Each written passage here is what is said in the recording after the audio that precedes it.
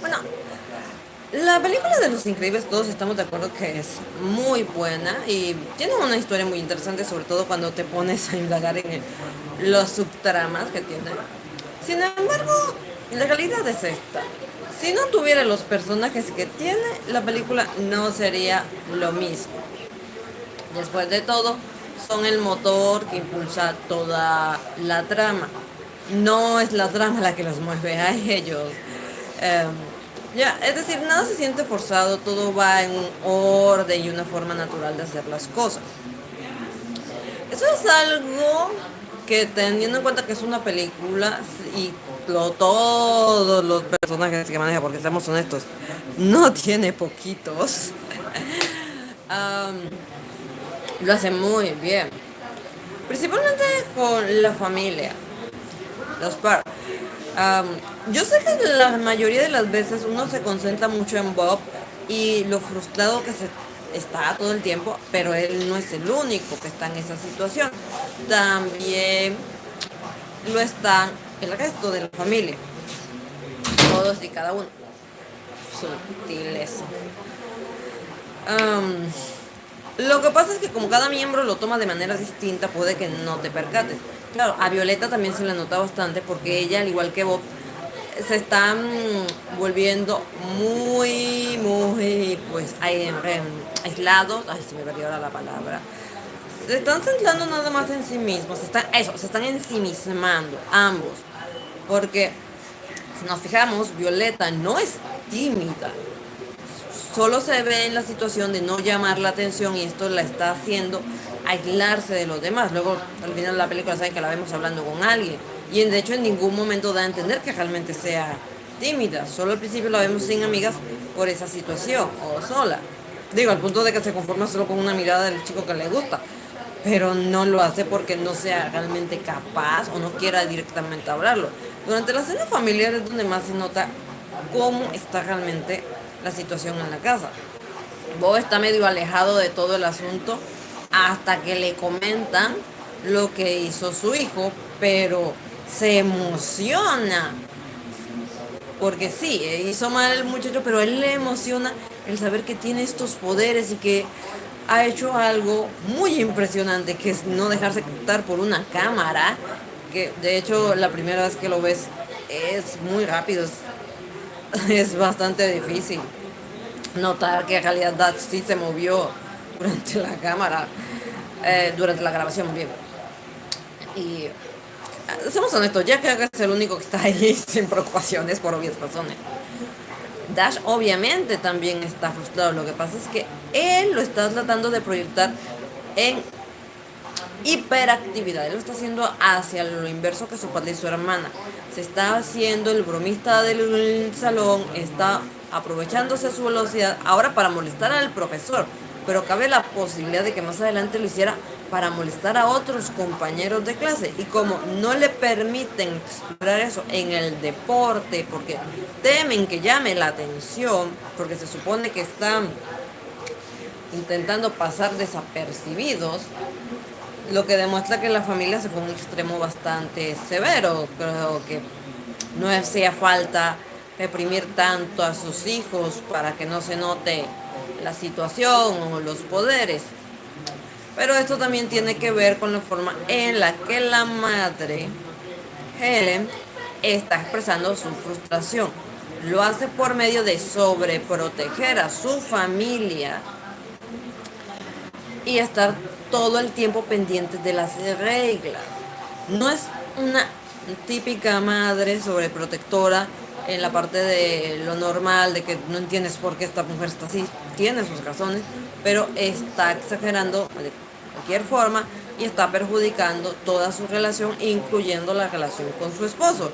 Básicamente ahí tienes un cóctel para que los cuatro vayan a psicología. ¿Ya? Porque tanto Dash como Violeta quieren explorar sus poderes y cuando están en la isla tienen esa libertad, por fin, de hacerlo. Que en la realidad sería como chicos que se quieren dedicar a algo, pero sus padres también, por algún tipo de regla restrictiva, con o sin sentido, no se los permiten, entonces terminan adoptando comportamientos indebidos. Entonces, es una forma bastante interesante de ver cómo estos problemas familiares terminan afectando incluso el que no tiene la culpa de ello.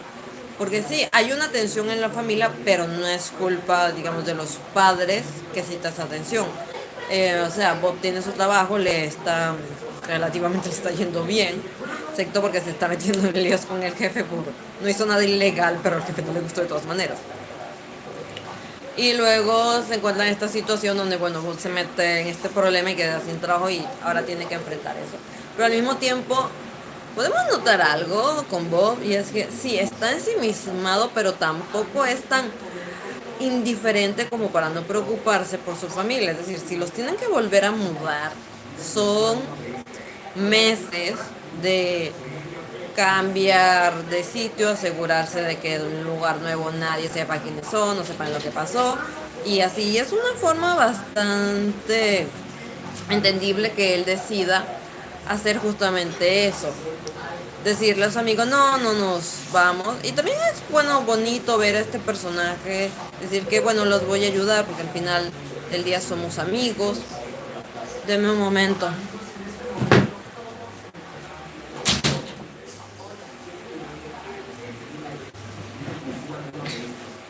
Sí, sigue habiendo gente en la casa. ¿Qué quieren que les diga? Es cierto que los agentes estos del gobierno amigos de Bob no salen mucho, pero cuando se va uno al terreno de las teorías toman su importancia. Ay, pero también es cierto que dan bastante información que en el momento afecta. O sea, le están diciendo, oye, deja de hacer esta pendejada que le costas mucha plata. Vos está frustrado por eso, o sea, él lo entiende, pero no le gustaría estar en esa situación. De hecho, si comenzara la película en este punto, ya con Bob frustrado, costaría entender un poco por qué la familia está así. Pero como comenzamos en el punto correcto, donde están en su mayor momento de gloria y de pronto de la nada se les acaba, ahí sí se nota bastante bien porque se afecta. Y hay una cosita que no se suele mencionar, o yo no he visto que mucha gente lo haya mencionado, de hecho no he visto a nadie que lo haya mencionado, tampoco es que haya visto cada video que existe sobre Los Increíbles, obvio, pero me llama particularmente la atención. ¿Qué creen que pensaba Bob en su aniversario de bodas?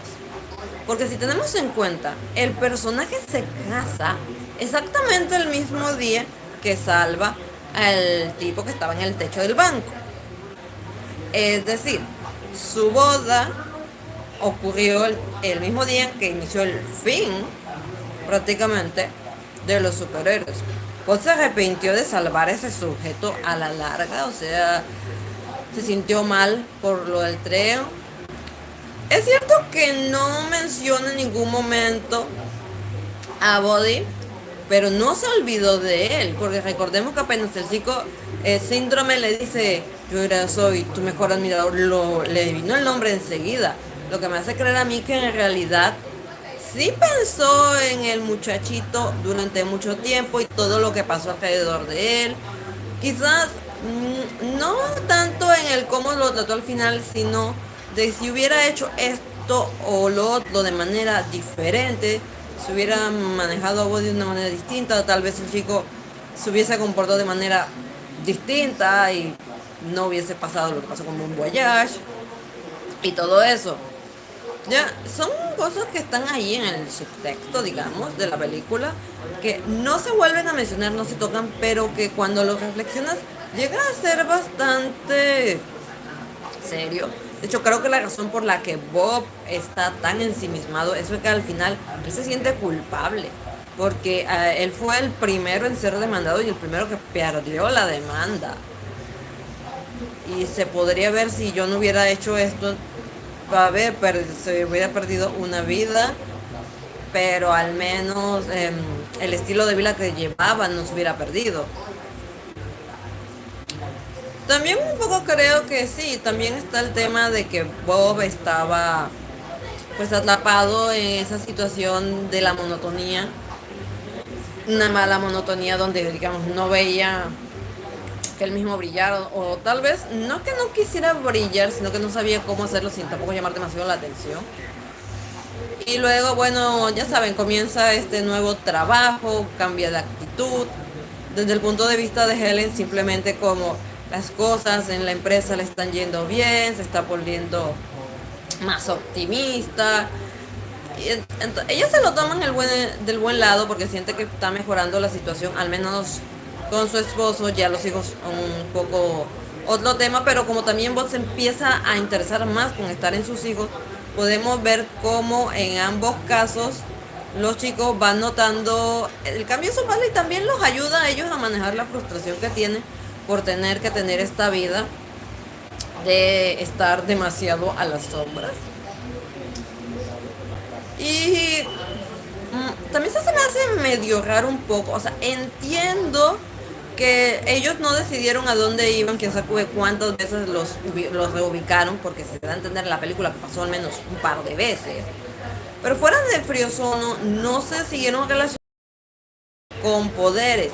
Y esto se me hace muy extraño, porque si tienes hijos con poderes que necesitan relacionarse con otros niños y tú sabes que a ti te hizo bien relacionarte con otras personas con poderes, mantener estas amistades o tratar de contactarlas, a ver si ellos también tienen hijos, que también tienen habilidades, para que al menos puedas organizarte, llevárselos, no sé, a un paseo de verano, chicos, y que se puedan relacionar con otras personas que tienen poderes y puedan entre todos ellos ver qué hacían. Eso hubiese aliviado mucho el estrés entre los hijos. Así que es un poco llamativo en la película, pero supongo que querían como dar a entender de que estaban tan atrapados en esta situación de el problema y lo que se ocasionó, que se alejaron mucho de todo. Y cuesta ver si la razón por la que Friosono aún era el amigo era porque él insistió en mantener la amistad con Bob, sino porque también se pudo haber alejado de él. Y medio llama la atención que Helen no se comunicara con ninguna otra amistad también. Digo, estás en una situación de que te tienes que esconder, estás frustrada por todo, llama a alguien que te pueda escuchar y que entienda bien lo que vas a decir. Pero también recordemos que ella es la que más se estaba tomando en serio el tema de las reglas y del mantenerse escondido, básicamente. Y esto se me hace particularmente curioso cuando oímos a Edna. En el momento en el que Edna le escucha, esa mujer prácticamente grita, se emociona muchísimo, lo que me da a entender que de hecho se llevaban extremadamente bien y probablemente Edna la extrañaba. Porque no es lo mismo que pasó con Bob. Edna lo recibe, pero está tranquila, no se emociona tanto. Aunque eso sí, hay una cosita que siempre me ha llamado la atención. ¿Cuánto en la película sabe Edna de lo que está pasando?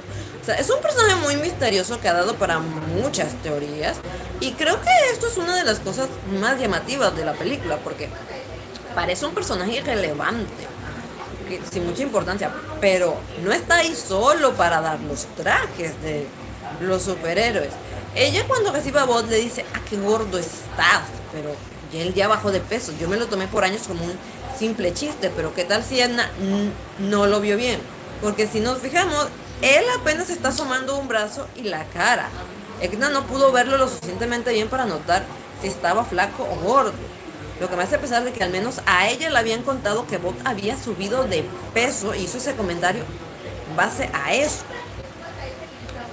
Y tengan en cuenta que Edna, no hay quien le crea que eso es verdad, de que hizo 5 trajes de superhéroes solamente porque el primero era demasiado bonito y necesitaba seguir porque se había ido ultra mega inspirado. Te digo que lo hagas en el papel, vale, pero literalmente que hagas estos trajes que se da a entender en la película, sobre todo en la segunda, que son mega caros, siempre ha sido muy extraño cuando ya te pones a analizar el asunto. Y luego está esto. Edna les colocó localizadores a los 5 trajes. Y lo menciona de una forma, ya saben, sabe que uno puede decir que es nada porque ella tiene su estilo y su glamour, pero qué casualidad, ¿no? Le insiste mucho a Helen en saber dónde está. ¿Por qué no sabe dónde está Bob? Está ahí, diciéndole, mija, tú estás segura, pero le lo dice, pero forma en la que actúa y le menciona el localizador para que lo vea. A ver, no creo que Edna propiamente supiera todo lo que estaba pasando. Lo de la isla se ve que era una operación extremadamente secreta. Pero teniendo en cuenta lo bien que llevaba la cuenta de héroes que fallecieron por el tema de la capa, yo creo que es muy probable que ella estuviera muy pendiente de las desapariciones. Que es algo por lo cual este personaje termina siendo tan fascinante. Y no solo por su personalidad. También, a ver, esto es más un comentario del otro canal, pero es que me gusta señalarlo. Suele molestar mucho actualmente a ciertas personas con el tema de la inclusión, la diversidad y todo este cuento, pero tú dime que no hizo bien Los Increíbles. Edna es una persona de estatura extremadamente baja, que tiene su casa adecuada a su estatura, que te la muestran como una mujer extremadamente exitosa pese a cualquier complicación que pudo tener en la vida, y tiene el ego por las nubes. Y no solo está friozono siendo el típico amigo negro del man blanco que se ha visto en 40 mil millones de películas, aunque sí va un poco su personalidad por esa línea, pero sí, el personaje nunca te llega a desagradar también. Sé que Frozonos hubiese brillado quizás un poco más con algunas cuantas escenas adicionales. Lo limitaron un poco. Quizás temían pasarse con el humor que estaban manejando con él. Pero también hay que ver que él estaba para puntos clave. No solo que lo encontrara Síndrome, sino también el hecho de que tiene varias conversaciones con Bob que terminan ayudando un poco a la mentalidad que está manejando. ¿Sabe? Es el que le dice a Bob, mira, ya llevamos mucho tiempo haciendo esto, creo que ya es hora de pasar página y ir a lo siguiente. Y lo bueno también interesante como al final, o sea, no duda en, oye, hay un problema, me la pela la restricción, yo voy a ayudar. Y se pone en camino, o sea, no sabe que sus amigos están ahí, simplemente le preocupa lo que está pasando. Aunque es así, él cómo se pone a discutir con la esposa me sigue dando mucha risa. Te estoy hablando de una gran hazaña, mujer. Yo soy tu esposa y soy tu más grande hazaña. Aquí no sabemos qué tal estaba el matrimonio de estos dos, pero podemos decir que probablemente también ya estaban empezando a tener sus roces. Esta persona sale poco, pero se luce cuando lo hace. Ay. ¿Saben? Esta película da para muchas teorías. Y he estado viendo algunas, pero es que llaman mucho la atención. Es cierto que el tema de las capas y una moda da para debate si eso fue algo intencionado o no de parte de ella. Pero hay una cosa que sí hay que tener en cuenta. La boda. Varios de los personajes que menciona Edna, no los que he contado más, pero fueron varios, están en la boda. Testagallo está en la boda. Stratochica está en la boda. Otros. Y en la boda no parece que tengan capa. Entonces la idea de que las capas empezaron a usar después de la prohibición toma bastante fuerza ahí. Me parece que esto es teoría. O lo vi en un video de Sol, saben que él a veces no hace referencias a teorías de otra gente. No me acuerdo. O estoy confundiendo. Ya saben cómo es mi memoria. Pero sí es bastante llamativo esa parte. Porque todas las fechas que da Edna son después de la prohibición. Aunque los trajes siguen siendo los mismos sin ella, pero fíjense que en el caso de Testagallo, la capa se le tendría que notar por el estilo ahí sentado, pero no las tiene.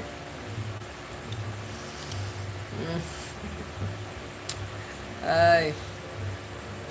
Ahora, otro personaje que sin duda es muy interesante y muy fascinante es el propio Body o Síndrome.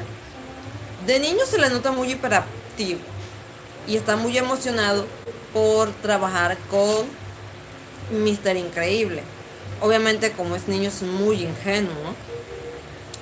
Y cree que puede simplemente ir a pedirle y ser su compañero y este lo aceptará como si nada. Claro, tiene una tecnología bastante impresionante.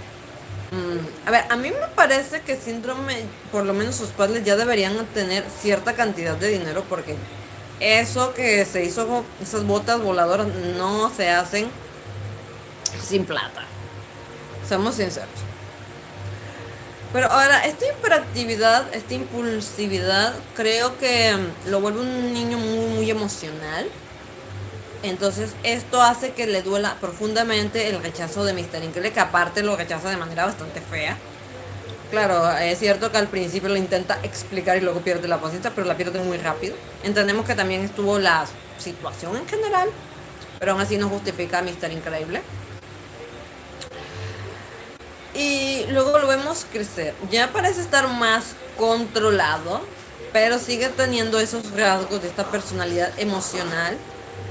Quiero decir, está ganando y no permite que ocurra lo que tiene que ocurrir porque se pone a hablar. Quiere desquitarse con Mr. Increíble, quiere que sepa que él fue quien lo derrotó, básicamente. Y esto es importante porque recuerden que aparece en una escena anterior y se ve bastante tranquilo en apariencia. Bueno, se escucha bastante tranquilo en apariencia. Pero luego podemos notar que sigue teniendo esta impulsividad. Ahora, esto ahora se ve reflejado en furia. Este personaje también está frustrado. Su frustración nace del rechazo de Mr. Increíble y lo va convirtiendo en odio hacia todos los superhéroes. Pero no se olvida de este y quiere desquitarse con él. Lo que me lleva a preguntar qué tan mimado como niño fue Body. Y es lo que me hace pensar que seguramente sus padres tenían cierta cantidad de dinero. No necesariamente millonario. Obviamente sabemos por cierta información de que hasta él mismo da la pista de que él vende armas. Y es muy probable de que haya hecho mucho dinero con ellas, pero ya teniendo una base. El personaje también podemos notar que no es empático. Recordemos a su asistente, que siempre olvido el nombre. Él no tiene problema en arriesgar la vida de ella, aunque se dan ciertos, primero guiños y luego ya se hace algo más cuando él intenta besarla, que deja claro que tenían una relación de carácter romántico.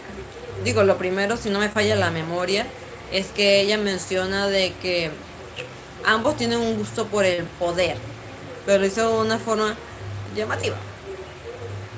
Y luego, bueno, ya es la otra escena donde él intenta besarla y ella no la deja porque está molesta, que se dio cuenta de que había estado interpretándolo mal a él, de que no puede confiar en él y se había estado dejando llevar por, quizás tenía algo de idolatría hacia él por su inteligencia y esta forma en la que él haya conseguido tener poder, seguramente moviendo todo tipo de influencias, pues no te haces con un ejército de ese calibre y todo ese arsenal así como así. Ahora, este personaje es un poquito complicado, esta asistente, esta mujer, porque está haciendo cosas bastante malas, está atrayendo gente prácticamente a su fin, los está engañando, los está manipulando, se está aprovechando tanto de su belleza física como de su personalidad para ello. Y es cierto que uno puede decir que después de que casi encuentra su fin en manos de Mr. Increíble, tiene una muestra de su propia medicina hasta cierto punto y se da cuenta de su error en todos los sentidos y por eso decide ayudar a la familia. Y no solo, bueno, porque seguramente estaba despechada por síndrome o, bueno, desilusionada totalmente por él. Y aquí hay un detalle con síndrome y es que a pesar de eso, se supone, solo le dura un momentico, cuando ella se va queda extrañado, pero luego no lo ves que tenga ningún tipo de malestar con respecto a eso, lo que hace pensar que realmente este hombre solo piensa en él mismo, no empatiza con nadie. Es cierto que su plan a simple vista se siente muy tonto, de que, o sea, él quiere que todos tengan poderes para que nadie más lo sea. Es llamativo, sé que se puede manejar como un chiste dentro de la película, pero yo nunca me lo tomé como un chiste, la verdad. Yo pensaba que Síndrome tenía algo más detrás de eso, por la forma en la que lo dice. nadie lo será. Además recuerden que seguramente al igual como tenía un control para el robot, seguramente también iba a tener controles sobre todos esos dispositivos. Yo creo que eso solo iba a ser la siguiente fase de un plan donde iba a causar mucho, pero lo que sí es mucho caos. Y quizás pretendía seguir cazando a los super. Al decir que nadie lo será, es que iba a utilizar esa tecnología y a todas esas personas como una especie de extensión de su ejército para ir contra los demás. Pero ya eso es especulación mía. Mm. ¿A ustedes qué faceta les gustó más de estos personajes? Es decir, es cierto, en la casa están los increíbles al principio, cuando comienza la historia, están muy confiados y seguros de sí mismos porque están en sus momentos de gloria. Luego están en la casa frustrados y luego después de esta aventura se dan cuenta de que pese a todo pueden volver a ser héroes, seguir haciendo lo correcto y tener la vida que quieren vivir. Es decir, a Das ya le permiten participar en deportes mientras no deje notar demasiado su velocidad. Violeta ya se siente segura para interactuar con otros adolescentes y no preocuparse de desaparecer de manera repentina y desvelarse. Aunque una cosita que siempre he tenido curiosidad con los increíbles, pero ya en su mundo. ¿Qué pasa cuando una persona que no es un super en el sentido de que no hacía cosas heroicas, pero que tiene poderes, se descubre ante las demás personas? O sea, simplemente lo arrestan o le hacen algún registro y verifican sus antecedentes o qué, o dan un permiso especial o algo. O sea, si se dice, bueno, esta persona tiene poderes pero no los está utilizando porque no puede utilizarlos, solo los tiene. O sea, siempre me da como curiosidad eso. ¿Llevan un registro también de todas esas personas? ¿O debido a la prohibición, estas personas se están ocultando, así como tipo los X-Men? Bueno, siempre me he tenido curiosidad en ese aspecto. Saben todos los trasfondos que tiene la película de Los Increíbles y que sé que no muchos se alegraron cuando salió la segunda y vieron que no estaba una extensión de todos esos elementos. Yo la verdad decidí no verme la segunda película de Los Increíbles porque ya por ahí estaban teniendo estos problemas con Disney, Pixar, y me preocupaba realmente que la fueran a cagar. Porque están más preocupados por otras cosas que por asegurarse que la historia esté bien. Y recordemos que para que la película Los Increíbles 2 saliera un poco mejor que la primera, tenían que enfocarse solo un poquito más en esos elementos oscuros y estas conspiraciones de mejor manera. Y me preocupaba de que ahora que quieren dulcificarlo todo de una manera absurda, que ni en sus momentos más inocentes la compañía sabía que iba a salir mal, así que preferí no verlo. Prefiero pensar que Los Increíbles es solo una única película, y si me remito a la segunda película es por algún dato que pueda desarrollar mejor la primera. Quizás en algún momento dado, más adelante, cuando la compañía ya se arregle, si es que lo hace, indaguen más en todos estos aspectos, porque algo muy llamativo es que cuando uno ahonda en esto, se da cuenta de que esta gente desarrolló toda una sociedad en base a los super y cómo deberían funcionar y cómo se manejarían de una manera muy completa para algo que se supone que estaba diseñado para ser una única película.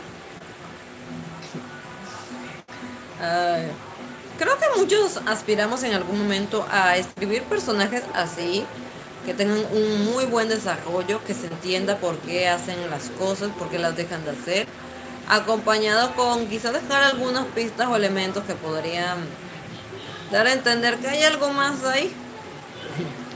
Pero claro, todos podemos intentarlo, pero hacerlo bien es lo que puede llegar a ser complicado. Ensayo y error hasta lograrlo, me parece a mí. Bueno, eso era todo lo que quería comentarles de esto. También estoy haciendo de voluntaria en la organización de la Feria del Libro de Santo Tomás. Atlántico, Colombia. Es la quinta versión. No solamente hay literatura, lectura de poesía, también va a haber otro tipo de muestras artísticas, muestras plásticas. El cómic y el manga también tienen su espacio. Esta feria cada año se hace más grande y se está haciendo cada vez más relevante. Ayuda mucho a que se den a conocer distintos artistas. Y espero poder hacer un buen trabajo colaborándoles en todo lo que pueda. Si pueden estar pendientes de las redes sociales de la Feria del Libro, pueden buscarlo tanto en Instagram como en Facebook. De momento solo hay unas pocas publicaciones, ya que están las cosas del año pasado. Y cuando llegue noviembre, obviamente se estará subiendo lo que ocurra este año. Va a ser del 9 al 12. Bueno, todo por mi parte. Chao.